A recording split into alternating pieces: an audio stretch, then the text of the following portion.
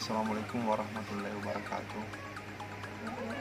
Puji syukur kita panjatkan kehadirat Allah Subhanahu wa taala atas limpahan rahmat dan karunia-Nya sehingga kita masih sempat melaksanakan salah satu tanggung jawab dan kewajiban kita sebagai mahasiswa, yaitu melaksanakan tugas-tugas yang diberikan oleh dosen penanggung jawab mata kuliah. Sebelumnya yang terhormat kepada Bapak Andi Arafat Yusuf Emhut selaku penanggung jawab mata kuliah pengelolaan hutang rakyat. Perkenalkan, nama saya Abdul Rahman, NIM A0217313, kelas Kehutanan A tahun 2017. Di sini saya akan mempresentasikan hasil review jurnal saya tentang pengelolaan hutang rakyat. Adapun judul jurnal saya yaitu Analisis Kebijakan Pengelolaan Sumber Daya Hutan dalam Rangka Peningkatan Partisipasi Masyarakat Lokal. Jurnal ini ditulis oleh Hadi Pranoto, Program Studi Agronomi Jurusan Budidaya Pertanian, Fakultas Pertanian, Universitas Mula Warman. Penelitian ini dilaksanakan di wilayah Kabupaten Kutai, Kartanegara. Adapun yang melatar belakangi penelitian ini karena Indonesia termasuk negara yang kaya sumber daya alam.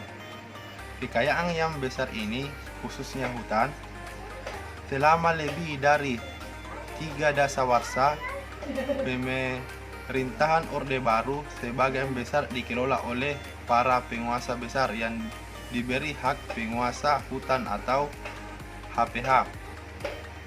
Akibatnya, semangat yang terkandung dalam pasal 33 ayat 3 Undang-Undang Dasar tahun 1945, bumi, air, dan kekayaan alam yang dikandung di dalamnya dikuasai oleh negara dan dipergunakan untuk sebesar-besarnya kemakmuran rakyat.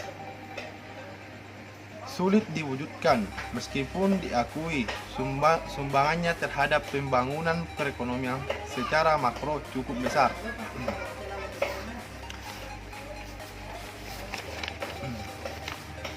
Tujuan penelitian ini mengidentifikasi peraturan dan kebijakan di daerah yang terkait bidang kehutanan dan pelibatan masyarakat lokal dalam proses penyusunannya. Tujuan kedua, menyusun rekomendasi bagi peraturan dan kebijakan kehutanan tingkat daerah yang lebih partisipatif. Adapun metode penelitian, objek penelitian ini meliputi pemerintahan Provinsi Kalimantan Timur, pemerintahan Kabupaten Kutai Kartanegara, lembaga legislatif DPR, Kartanegara di Tenggaro, instansi terkait, kanwil dan dinas, kehutanan, cabang dinas kehutanan Kutai, tokoh-tokoh masyarakat, masyarakat adat, dan lain-lain. Bahan dan alat penelitian meliputi peta wilayah, peta tata guna hutan, peta tata ruang, kuesioner terstruktur dan tidak terstruktur, serta lembar daftar pertanyaan yang digunakan sebagai alat untuk mengumpulkan data sekunder dan data primer. Hasil penelitian terdahulu dan laporan-laporan berbagai sumber lain yang dapat melengkapi analisis dan penulisan hasil penelitian ini. Penentuan responden didasarkan pada keterkaitan masing-masing responden dalam penetapan kebijakan. Mata pencarian informasi mengenai kebijakan yang terkait dengan kehutanan masyarakat didapat dari sumber resmi maupun tidak resmi agar dapat memahami implementasi dari kebijakan pemerintah di lapangan. Penelitian ini ditunjuk untuk menganalisis posisi pemerintahan lokal dan masyarakat lokal dalam mengelola hutan nasional kebijakan, mengidentifikasi peraturan lokal dan kebijakan yang berkaitan dengan kehutanan. Studi lapangan dilakukan untuk mengetahui hubungan tersebut antara kebijakan dan implementasinya dengan wawancara langsung dan membagikan kuesioner kepada masyarakat setempat. Data yang diperoleh kemudian dianalisis dengan menerapkan software atau metode peluang.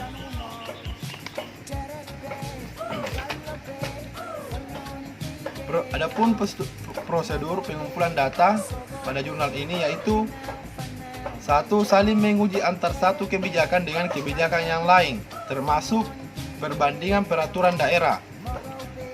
Prosedur yang kedua, dialog dengan berbagai pihak terkait untuk mendapatkan informasi awal yang merupakan masukan yang berbagai kunjungan lapangan untuk mendapatkan gambaran lapangan yang jelas sehingga kebijakan bisa mengenai sasaran.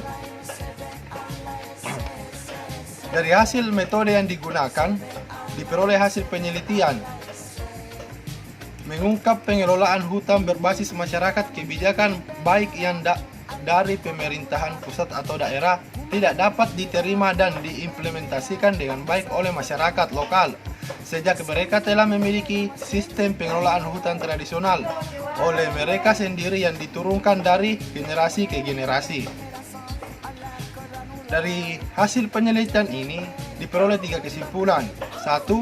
Kebijakan hutan kemasyarakatan yang ada saat ini belum sepenuhnya dilaksanakan masyarakat karena dianggap masih konseptual sulit, sementara mereka memiliki sistem pengelolaan tradisional yang sesuai dengan budidaya dan adat istiadat setempat. Kedua, pelibatan masyarakat dalam menyusun kebijakan daerah belum nampak sehingga perlu penguatan kelembagaan daerah dengan melibatkan lebih banyak pihak. Dari hasil analisis SWOT, rekomendasi menyusun kebijakan harus berorientasi pada pemberdayaan dan memberi kesempatan yang lebih besar kepada masyarakat desa atau desa setempat. Mungkin itulah hasil review dari judul jurnal saya, yaitu analisis kebijakan pengelolaan sumber daya hutan dalam rangka peningkatan partisipasi masyarakat. Lebih dan kurangnya mohon dimaafkan. Wabillahi taufiq wal hidayah.